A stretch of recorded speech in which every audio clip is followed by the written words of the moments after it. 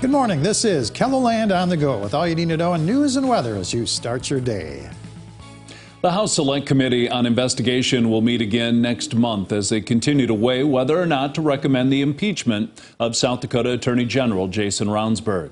The 9 lawmakers heard from Michael Moore, who is state's attorney for Beadle County, as well as Emily Silvel, deputy state's attorney for Hyde County, who led the prosecution of Ravnsborg. The Attorney General is driving a car that struck and killed pedestrian Joe Beaver in September of 2020. He faces 3 misdemeanor charges related to his driving, but not to Beaver's death. A careless driving charge was later dropped in a plea deal. A forensic exam has concluded there was inappropriate behavior in how the South Dakota Corn Utilization Council was run going back to 2019. The forensic exam did not find any fraud committed by the council. However, the board of directors found out Thursday that they were often not kept in the loop about spending by the council. Board members say the exam was thorough and changes are going into effect to make management more accountable. Financially, we're very strong. We got a good financial situation. We're very cognizant of what we do, very thorough with what we do with our checkoff dollars. We're trying to be very responsible in that regard. The Corn Utilization Council uses those checkoff dollars from farmers to pay for promotion and research. The dangerously cold temperatures have been causing some issues in the Black Hills this week.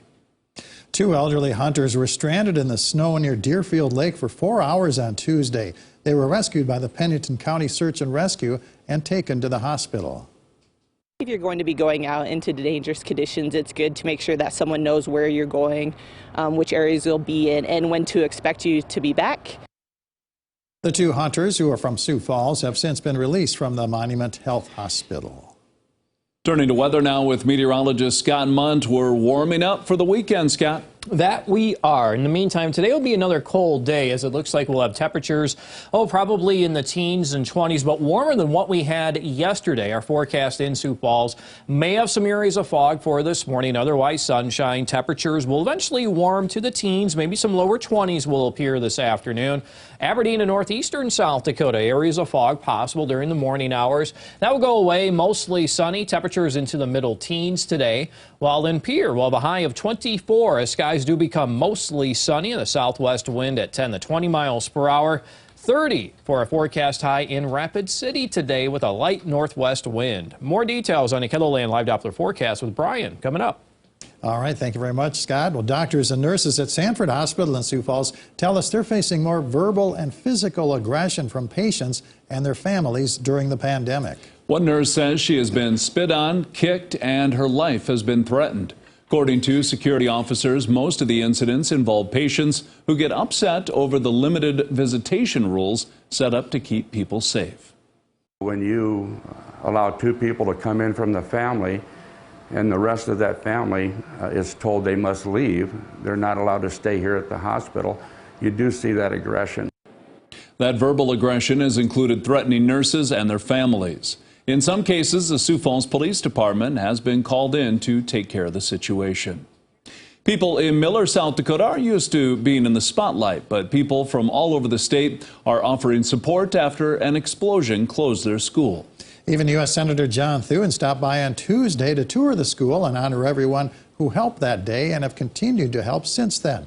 First responders remember the high stress they got when the call came in.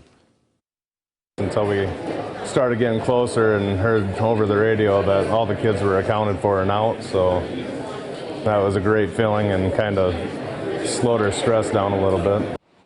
The school will be closed for the rest of the school year. Students are having classes in nearby churches.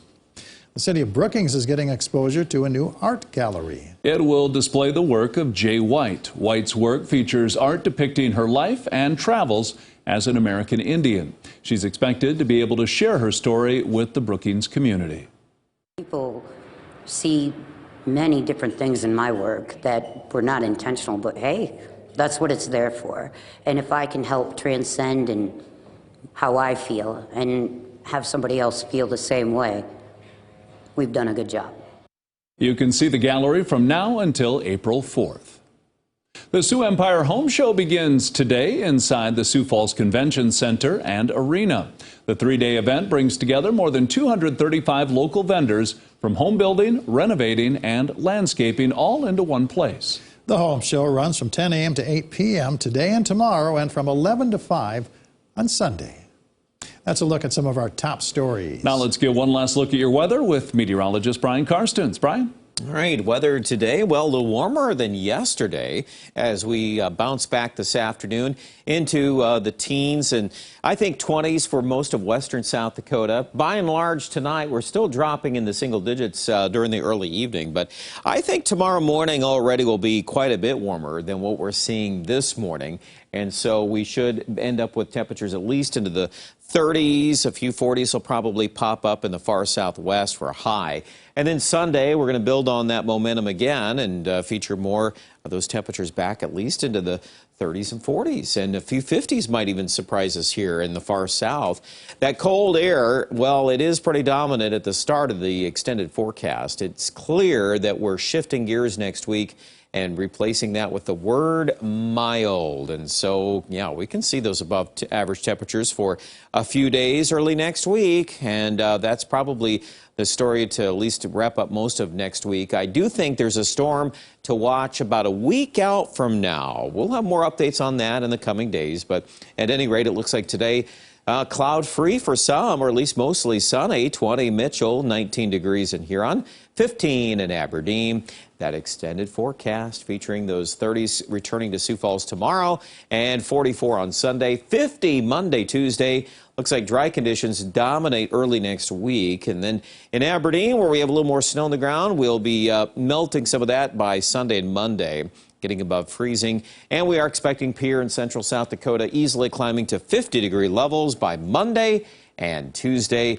I do expect Rapid City also will quickly climb, and partly cloudy skies will dominate much of the forecast. Check out the details with our weather update online at KELOLAND.com, and have yourself a great Friday.